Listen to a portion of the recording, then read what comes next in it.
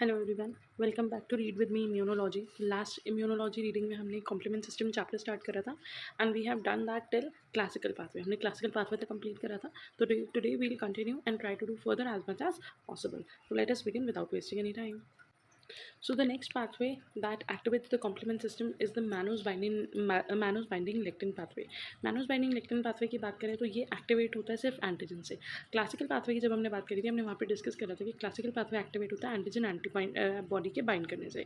So MB lectin pathway though is activated only by antigen, making it part of innate immunity. It is similar to the classical pathway. In this pathway, feculence and Mannose binding lectin binds with conserved carbohydrate molecule of pathogen. तो basically carbohydrate pathogen के ऊपर कुछ carbohydrate molecule होते हैं, जैसे मान लो लिपोपॉलीसेकेराइड्स।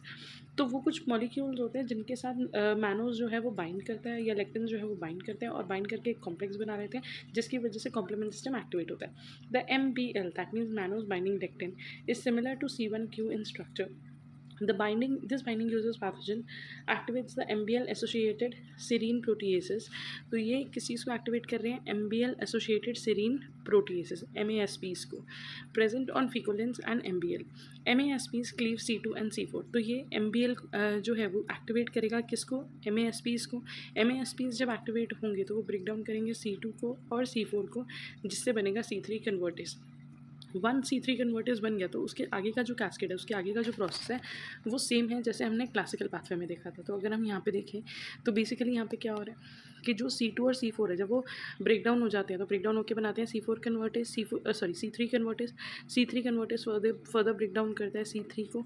C3 converters break down होगा, वो बनाएगा C5 converters. C5 converters break down करता है C5 को।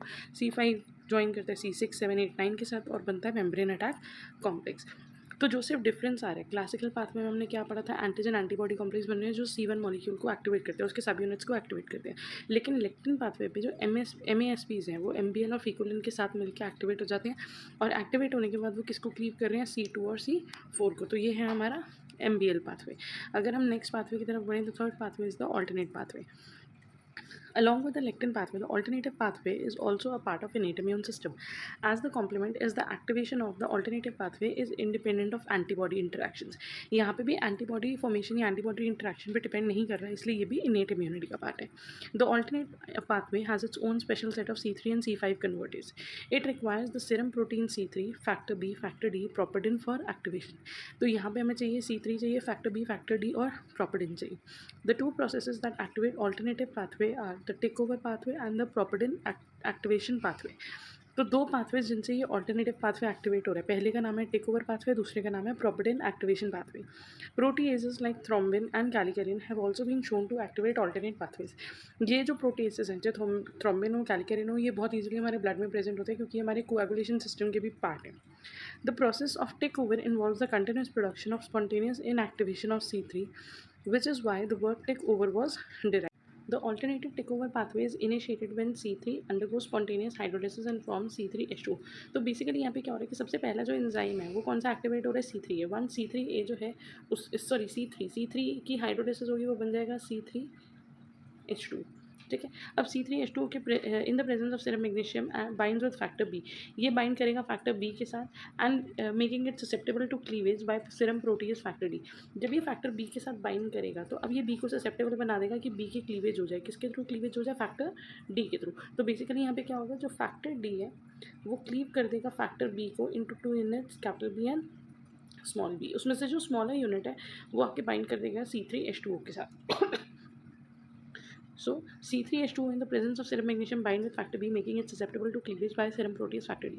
Factor D cleaves factor B into smaller units, BA subunit and BB subunit. C3H2 forming C3BB complex in fluid phase and it has C3 convertase activity.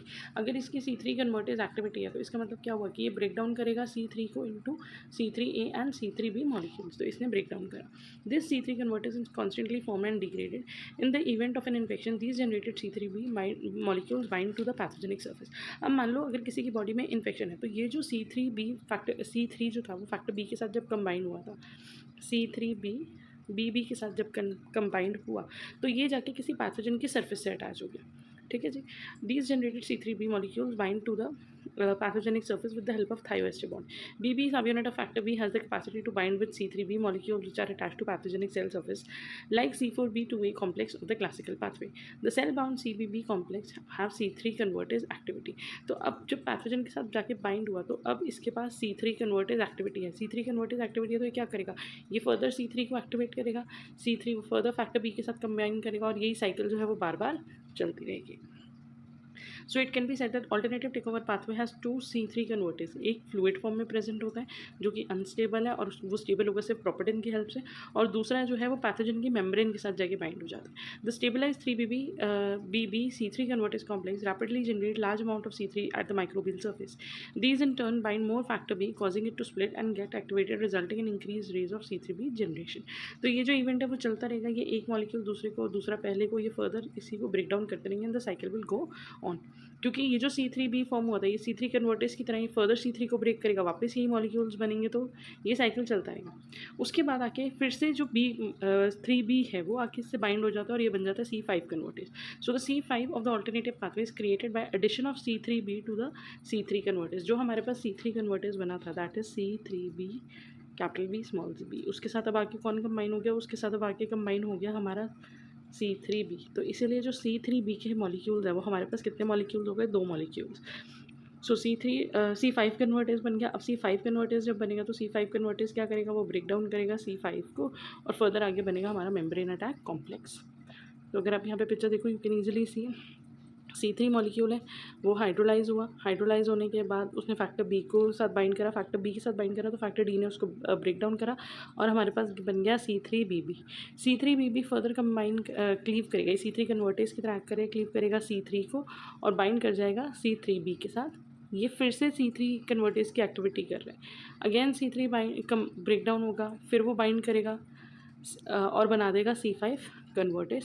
C5 convertase जब C5 को break down करेगा तो membrane attack complex को activate कर लेगा.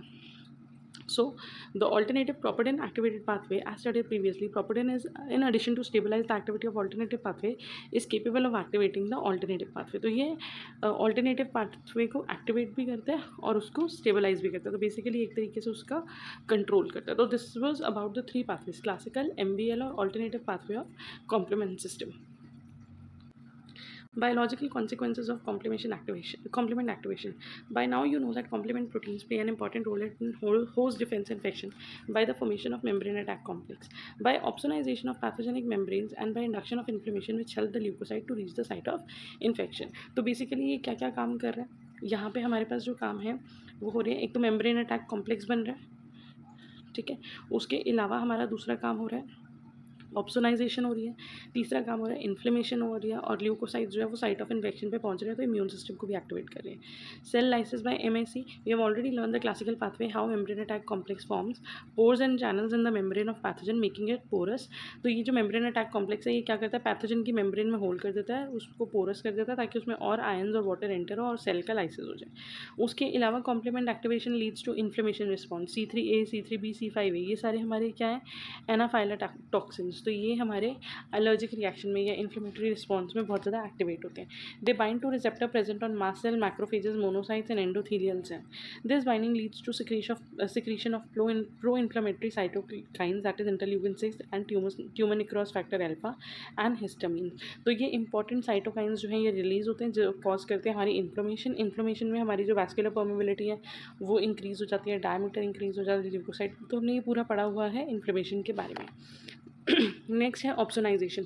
Opsonization क्या होता है, प्रोग्राम सेल डेथ, मतलब किसी सेल को मार्क कर देना किसी प्रोटीन की हेल्प से ताकि जो सेल मार्क्ड होगा फैगोसाइटिक सेल जो है वो उसको इजीली रिकॉग्नाइज करेंगे और उसको इनगल्फ करेंगे. तो जो केमिकल्स किसी पैथोजन के सेल को मार्क करते हैं फॉर ऑप्सोनाइजेशन उन केमिकल्स को बोलते हैं opsonins. C3b and C4b are major opsonins which code the antigen. The receptors on the phagocytic cell recognise and bind the complement coated antigen and thus enhancing phagocytosis. तो opsonisation एक process है जिसमें phagocytosis को enhance करा जाता है या programme वे में करवाया जाता है. Next is viral neutralisation. By now you are aware that antigen antibody complex activates the classical pathway. Most virus bind with their antibody and thus stimulate the classical pathway. The complement fragments lead to viral aggregation, which limits infection. ये complement की वजह से क्या होता है, virus जो हमारी body में एग्रीगेट होने लग जाता है. In addition to coating the virus and neutralizing it, complement also causes the virus to fragment and disintegrate. तो हमारे जो complement प्रोटीन है वो वायरस को कोट करते हैं, न्यूट्रलाइज करते हैं, प्लस उसको फ्रैगमेंट करके डिसइंटीग्रेट भी करते हैं. नेक्स्ट रोल है अडेप्टिव इम्यूनिटी में. अडेप्टिव इम्यूनिटी में कहाँ रोल है, हमारा जो क्लासिकल पाथवे है वो तो अडेप्टिव इम्यूनिटी में ही एक्टिवेट होता है. Complements are crucial for antigen presentation in adaptive immunity. Antigen presentation में इनका बहुत इंपॉर्टेंट रोल है. Complement receptors on dendritic cells and macrophages aid in the presentation of antigen. Activation of B cells and T cells is also influenced by complements as well. तो ये एक तो antigen presentation करने में help कर रहे हैं, उसके अलावा बी सेल्स और टी सेल्स को भी एक्टिवेट कर रहे हैं. नेक्स्ट है removal of immune complex. C3b is crucial for elimination of immunological complex from the blood. Due to presence of CR1, RBCs recognize and interact with immune complex when complement attaches to them. The immunological complex is transported by RBC to the liver. तो ये जितना भी complex बना है RBC से निकल के कहाँ चला जाएगा, लिवर में, और लिवर में या फिर स्प्लीन में, वहाँ जाके डिसोशिएट होगा और इसका फैगोसाइटोसिस हो जाएगा. नेक्स्ट है removal of apoptic cells. As you are aware, apoptosis होता है सेल डेथ या सेल फ्रेगमेंटेशन. तो जो सेल डेथ हो चुके हैं उनके सेल बॉडीज़ को रिमूव करना is also the work of complement proteins. Causes cell death and fragmentation, which are referred to as apoptotic bodies. Apoptotic bodies are recognized by C1q, which then interacts with them to activate the traditional pathways that remove these bodies by opsonization. Next, a role in CNS synapse development. The brain initially develops as a mesh of dense network of synapses. The synaptic network is pruned as a result of maturing. तो वो जो हमारा network होता है वो धीरे धीरे करके खराब हो जाता है. According to experimental data, the amount of C3 protein rises as the brain develops. It has also been observed that concentration of complement in the retina rises in glaucoma patients. तो जो ग्लोकोमा के patients होते हैं उनके eyes में भी इसकी concentration जो है वो बढ़ जाती है. तो बेसिकली इसका रोल हमारे CNS से रिलेटेड या हमारे साइनेप्टिक नेटवर्क से रिलेटेड भी होता है.